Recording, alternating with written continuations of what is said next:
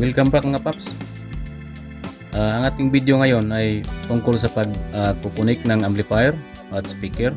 Di na tayo daan muna sa mixer patungong processor kung ano man ang gamit natin, patungong crossover o ano pa. Pero diretso na tayo sa amplifier. Kung ano ba talaga ang nararapat na i-connect, 8 ohms o 4 ohms? Kasi may nagtatanong, ko na lang sasabihin yung pangalan kasi ayaw doon yung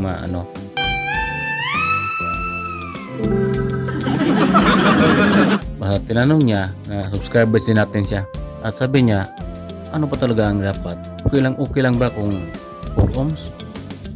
Hindi ba nasisira yung amplifier? Ganito kasi yan mga paps. Magdepende kasi yan sa klase ng amplifier mo.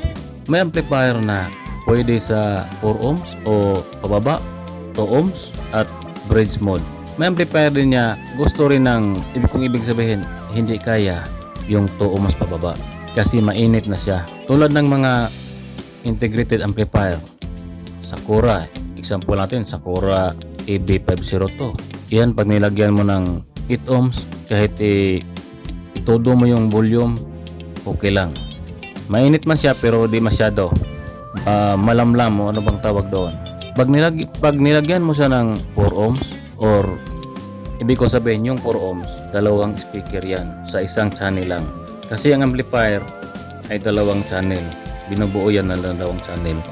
May nakatatak na R, right, at L sa left. Yan, magkaiba, magkahiwala yan. At kung tutuusin natin, yan ay matatawag natin na dual mono. Kung isang channel yan ang nilagyan mo ng dalawang speaker na 8 ohms, yung isa, yan ay magiging 4 ohms. Lalakas ang tunog kasi nga dalawa yung speaker tapos ang amplifier ang nabibigatan naman. Kaya pag ilagay mo yung kamay mo sa casing ng amplifier, mainit talaga.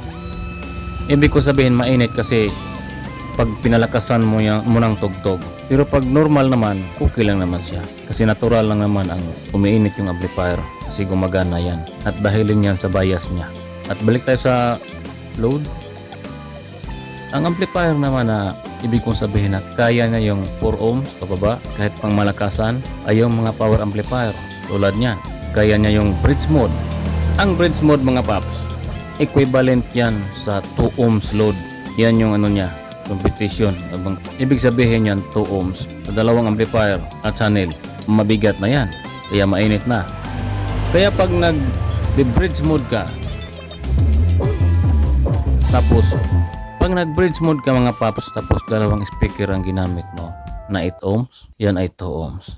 Pero pag isang speaker lang na 8 ohms, equivalent yan ay 4 ohms. Okay lang. Pero mag-ingat ka sa speaker mo kasi doble ang lakas niyan sa amplifier. Ang mga power amp mga paps ay nakadesign sa malalakihang load. Yun nga, 4 ohms, 2 ohms. Pag 1 ohm, almost short na yan.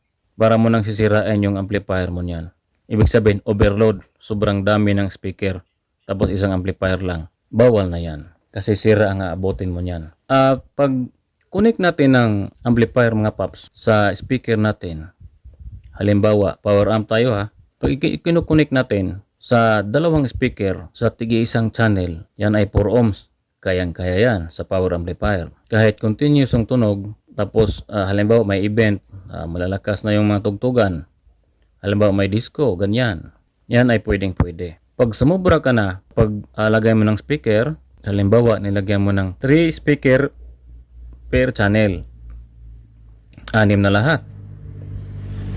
Yan, medyo mainit na pag nilalakasan mo yung tugtog mga paps. Pero pwede pa rin yan sa power amplifier. Kasi depende yan sa design mga paps. Halimbawa, class AB, pwede yan. Pwede 4 ohms sa continuous na tunog. Kung power amplifier sa class AB. Kasi ang mga transistor nyo yan mga paps sa loob ay marami. Maraki din ang power supply. Pag class H naman, kahit 4 na speaker sa isang channel. Ibig kong sabihin, sa channel 1 at channel 2, left or right, kaya yan, kahit 8 speaker. Bali, 4 sila per channel. Yun mga paps. Yun ang power amplifier. Depende yan sa design. At balik naman tayo sa pambahay na amplifier, yung integrated.